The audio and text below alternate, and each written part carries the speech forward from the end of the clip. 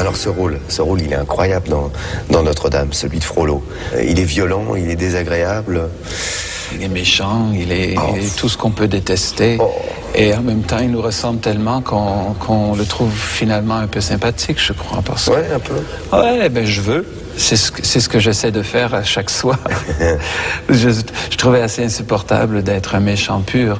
Il me sentait que c'est un peu trop caricatural de faire un Frollo qui serait tout simplement noir. J'ai voulu rajouter un peu de gris dans son personnage et le rendre plus pathétique et plus humain. Cet océan de passion qui déferle dans mes veines, qui cause ma déraison, ma déroute, ma déveine. Doucement j'y plongerai, sans qu'un remords ne me vienne. Lentement je m'y noierai, sans qu'une main me retienne. Tu vas me détruire, et j'en vais te molir jusqu'à la fin de ma vie. Daniel Lavoie qui joue le rôle du méchant, ça surprend. Ben, ça me va bien, non? Ah ouais? Apparemment, ouais. Je suis très méchant. Ah oui, et tous les soirs, les gens me disent que je vous ai détesté pendant 2 heures. J'ai dit, pourvu que ce soit seulement 2 heures, ça va. Oui, ça va, oui, c'est juste 2 heures. Ça te fait marrer quand tu te vois comme ça ou pas? Ça me fait peur. Ah j'avoue, ouais? ça m'a traumatisé un peu de devoir être méchant comme ça tous les soirs. Mettez-lui son petit pied dans l'étau et puis serrez. Avouez-vous. Esmeralda est en cage, oui. T'es devant, et là il y a cette note incroyable où t'as déjà presque une voix de tête, et tac, elle remonte encore dedans, et tu la pousses encore plus haut. C'est fabuleux, c'est le moment où Frollo craque, où il avoue à Esmeralda qu'il l'aime. Ouais. C'est vraiment beau, c'est vraiment où tout bascule sur cette note-là. La pièce bascule parce que Frollo passe du méchant à l'homme passionné qui avoue son amour, et ça prend tout son courage pour le faire. Et c'est le moment que j'adore, c'est le moment que j'aime le plus dans la pièce. Oui, là c'est pareil, là il y a du... Là, c'est très poussé. Je sais que je fais remonter les poils à tout le monde dans la salle avec cette note. C'est incroyable. Vraiment, tous les soirs, j'y vais à fond. J'essaie d'en mettre plus chaque soir.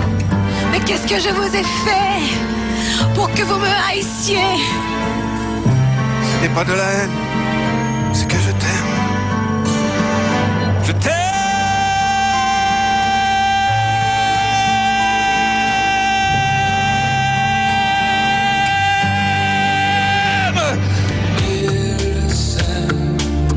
Superstar au Québec, Daniel Lavoie collectionne les récompenses. C'est en 1984 qu'il conquiert le public français avec son tube « Il s'aime ».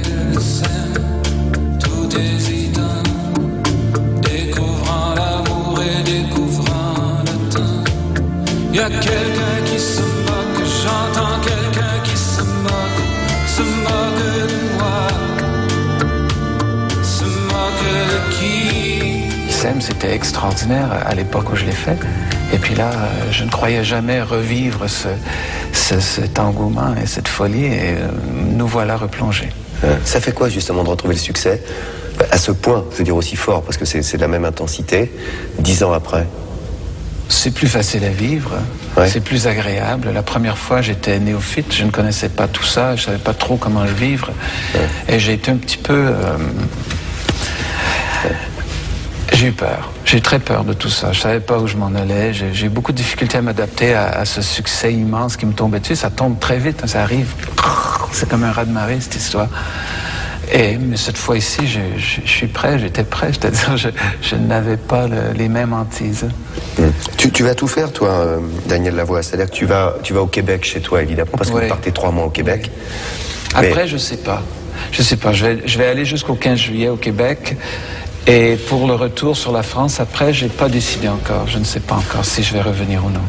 T'es francophone, évidemment, parce que québécois, mais tu parles anglais, non? Enfin, oui.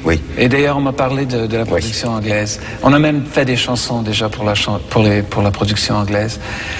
Et ça, je cache pas que ça me ferait plaisir, quoi, de chanter un Frollo en anglais. Je me demande ce que ça pourrait donner. Je t'appartiens de tout mon être, comme jamais un chien n'a aimé son maître. Je t'appartiens de tout mon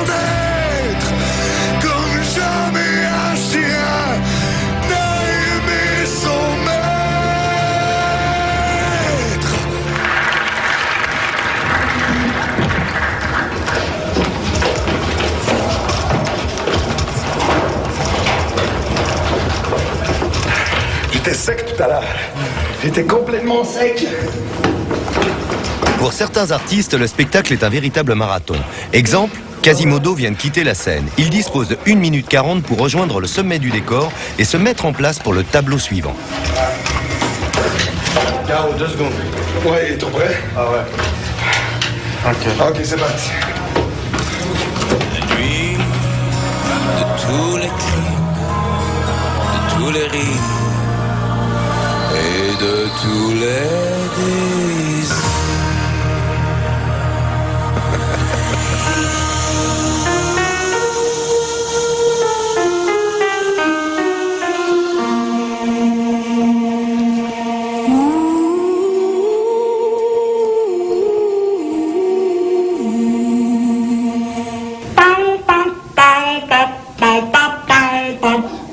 C'est me say, I shot the sheriff. Oh Lord, no, I did not shoot no deputy.